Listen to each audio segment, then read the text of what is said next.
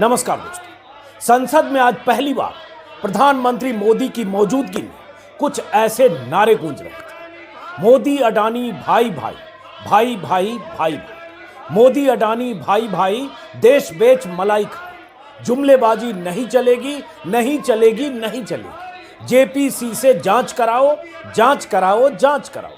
अडानी की गुलामी बंद करो, बंद करो, बंद करो।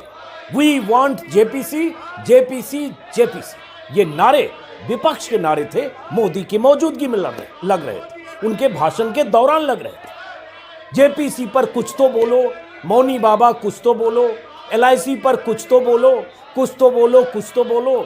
अडानी की गुलामी बंद करो, बंद करो, बंद करो। ये नारे पीएम के पद पर मोदी की ताजपोशी के बाद शायद आज पहली बार ऐसा हुआ जब राज्यसभा में लगे, उनके भाषण के दौरान लगे और लगातार तमाम नारे विपक्षी खेमे की तरफ से गूंजते रहे जब मोदी देश को संबोधित कर रहे थे और अपना भाषण दे रहे थे। एक तरफ पीएम मोदी का भाषण चल रहा था, दूसरी तरफ विपक्षी बेंच से ऐसे नारे सामूहिक स्वर में गूंज रहे थे।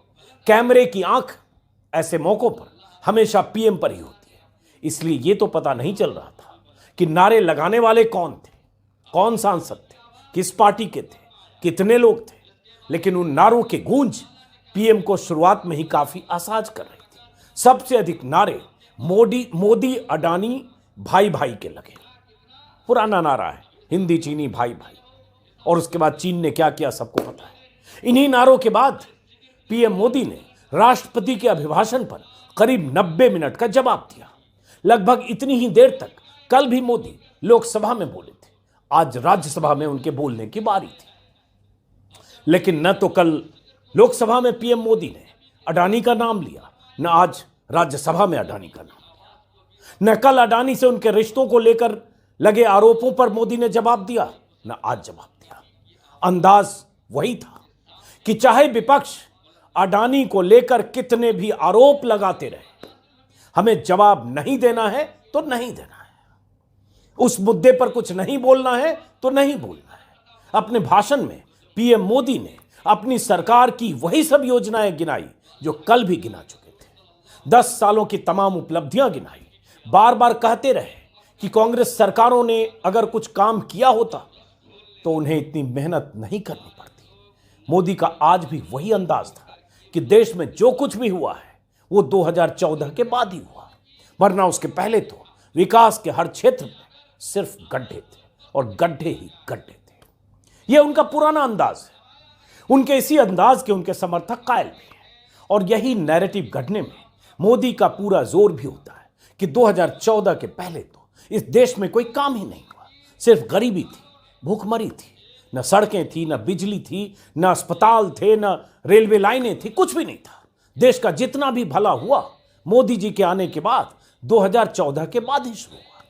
लेकिन हकीकत यह भी है कि 10 साल में मोदी के राज में जो नहीं हुआ उस पर न तो कोई मीडिया सवाल पूछता है, न ही विपक्ष के सवाल को स्पेस देता है। जैसे पीएम मोदी ने अपनी सरकारी योजनाओं की फहरिस्त गिनाकर अपने ही सांसदों और मंत्रियों से तयशुदा तालियां तोहफे में तो ले ली, वैसे ही उनके अधूरे वादों और नाकामियों पर 100 सवाल पूछे जा सकते हैं। महंगाई दूर करने के सवाल पर, बेरोजगारी दूर करने के वादे पर, किसानों की आमदनी दोगुनी करने के वादे पर, और ये सारे वादे हवा में लटके।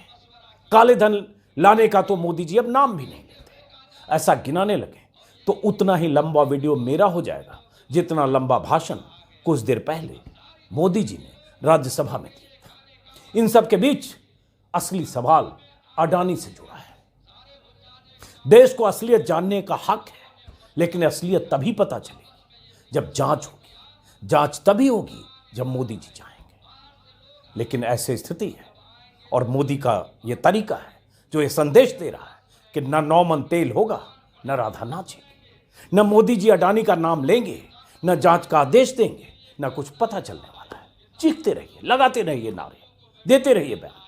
अभी कुछ देर पहले टीएमसी सांसद महुआ मोइत्रा ने ट्वीट करके जापान की एक वेबसाइट के हवाले से बताया कि अडानी ग्रुप पर जितने कर्जे हैं वो कर्जे देश की अर्थव्यवस्था के 1% के बराबर हो गया। और ये जापान की वेबसाइट ने बताया। कोई अमेरिकी नहीं है। कांग्रेस नेता जयराम रमेश ने भी मोदी से हर रोज 3 सवाल पूछने का सिलसिला आज भी जारी रखा और सवालों की लिस्ट जारी कर दी है। पूछा है कि मोदी से जुड़े अडानी के महामेगा स्कैम की जांच कब होगी। एक सुब्रमण्यम स्वामी है, अभी राज्यसभा सदस्य थे बीजेपी के, जिन्होंने आज फिर ट्वीट किया कि मोदी को अडानी की सारी संपत्ति जब्त करके उसे नीलाम कर देना चाहिए। ये डिफरेंट लेवल है। हालांकि इसका कोई मतलब नहीं है, कोई सरकार ऐसा नहीं कर सकती। हो सकता है स्वामी जी को खुंदक हो मोदी जी से भी अडानी जी से, लेकिन जांच तो हो ही सकती है। यही मांग लगातार संसद में नारों की शक्ल में उठती रही और इन सब से बेपरवाह दिखने की कोशिश करते हुए पीएम मोदी आज भी कल की तरह कांग्रेस की सरकारों पर आरोप लगाते रहे। कांग्रेस पर लगाए गए आरोपों का जवाब वैसे कांग्रेस देगी या उसको देना है, लेकिन जब मोदी अपनी पीठ थपथपाने लगते हैं तो अहंकार की उस हद को भी पार कर जाते हैं जो देश के सबसे ऊंचे ओहदे पर बैठे शख्स को शोभा नहीं देता। आज भी पीएम ने सीना ठोकते हुए कुछ ऐसा ही कहा और पहली बार किसी का जो सपना है उन सपने को प्रधानमंत्री ने पूरा संसद करने में के लिए हम संकल्पबद्ध होकर के चले। और आदरणीय सभापति जी, देश देख रहा है, देश देख रहा है, एक अकेला कितनों को भारी पड़ रहा है, एक अकेला कितनों को भारी पड़ रहा है। अरे नारे बोलने के लिए भी, नारे बोलने के लिए भी उनको बदल करना पड़ता है। जो भी ये बोलता है घंटे भर से आवाज की जवाब देना। आदरणीय सभापति जी, एक कन्विक्शन के कारण चला हूं, देश के लिए जीता हूं, देश के लिए कुछ करने के लिए निकला हुआ हूं। और इसलिए ये राजनीतिक खेल खेलने वाले लोग, उनके अंदर वो हौसला नहीं है, वो ढूंढ रहे हैं, बचने का रास्ता खोज रहे हैं। आदरणीय सभापति जी, राष्ट्रपति जी के उम्दा भाषण को, राष्ट्रपति जी के मोदी जी ने कहा, देश देख रहा है, एक अकेला कितनों पर भारी पड़। देश के लिए जीता हूं, देश के लिए काम करता हूं। और सीना ठोकते हुए जो कहा, कुछ बात सुनी गई, कुछ नहीं सुनी। लेकिन अगर ये सीना 56 इंच का है तो सवाल यही कि जांच के आदेश तो देते। लेकिन उनका अंदाज वही, एक वहां द्वितीय नास्ता, जो है हम ही, बाकी कोई नहीं। ये कहकर मोदी जी ने ये साबित कर दिया कि उनके सामने न उनकी पार्टी की कोई हैसियत है, न उनकी पार्टी के किसी नेता की, न मंत्री की, न मुख्यमंत्री की। और वो जो संसद में मौजूद थे, मोदी की इस बात पर तालियां। इसमें कोई शक नहीं कि मोदी की लोकप्रियता और स्वीकार्यता ने बीजेपी को 2 बार अपार बहुमत से देश की सत्ता दी, 300 का आंकड़ा पार करा दिया। लेकिन जब मोदी नहीं थे तब भी देश में बीजेपी नाम की पार्टी थी। वाजपेयी 6 साल पीएम रहे थे, बीजेपी को 182 सीटें तब भी आई थी। तब मोदी ना कोई चेहरा थे, न उनका कोई योगदान था। ऐसा योगदान मतलब कई राज्यों में बीजेपी की सरकारें बिना मोदी के बनी थी।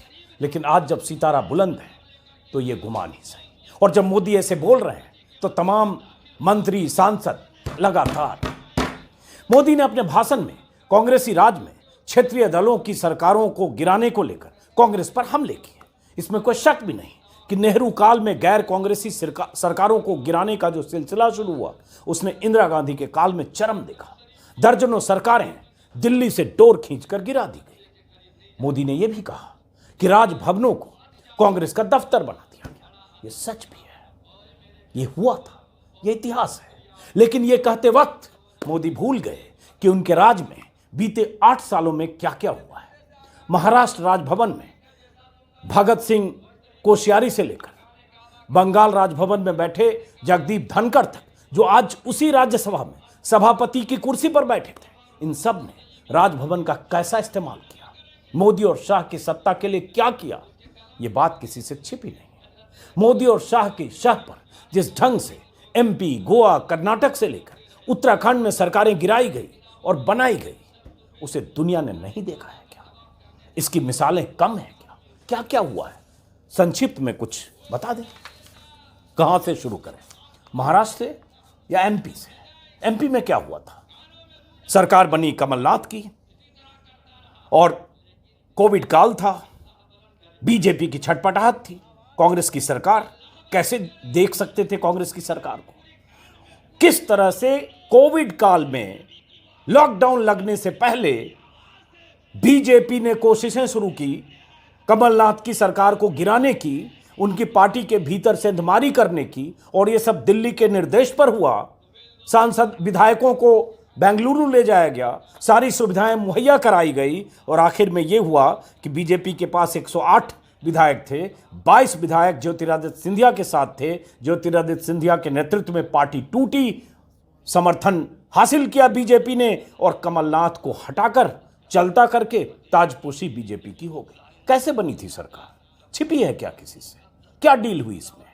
जो सिंधिया के साथ गए वो सब चुनाव लड़े और उसके बाद मंत्री बने।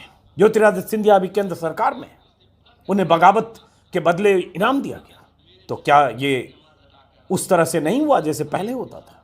महाराष्ट्र में पहली बार तो भगत सिंह कोश्यारी ने सूरज उगने से पहले ही अजीत पवार और देवेंद्र फडणवीस को शपथ दिला दी।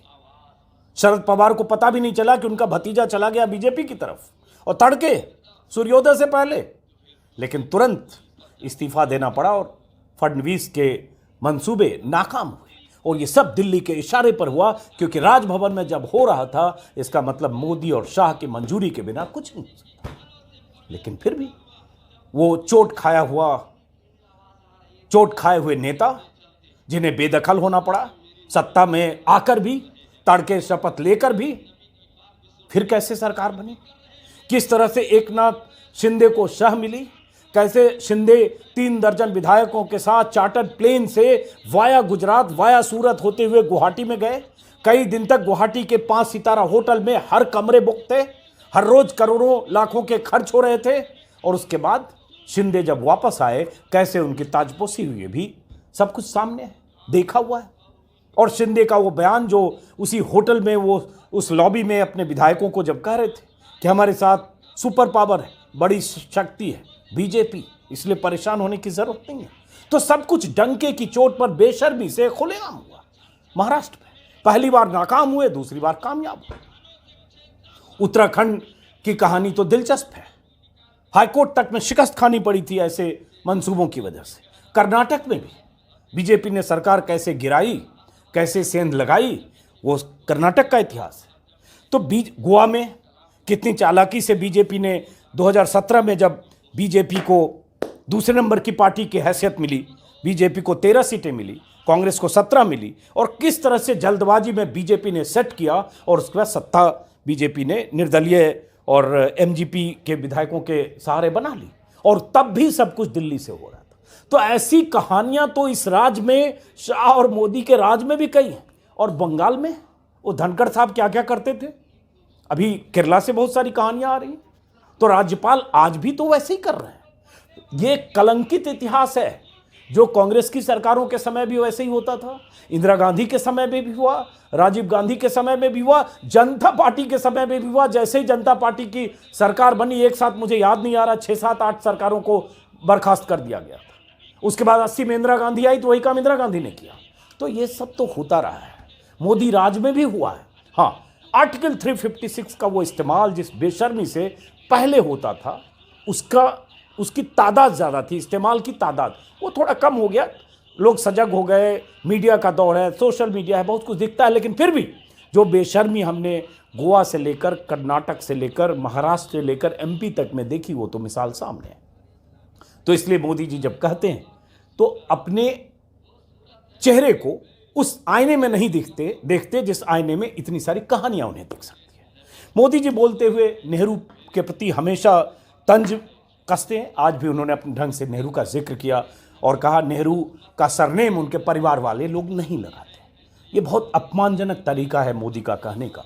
और नेहरू के बारे में बोलते हुए मोदी भूल जाते हैं कि उस नेहरू ने, जो इस देश के प्रधानमंत्री लगभग 17 सालों तक रहे, उस नेहरू को देश उस अवस्था में मिला था, उस अवस्था में उन्हें सत्ता और सरकार मिली थी जब देश आज़ाद हुआ था, खजाना खाली था, देश हर मोर्चे पर बहुत कमज़ोर था।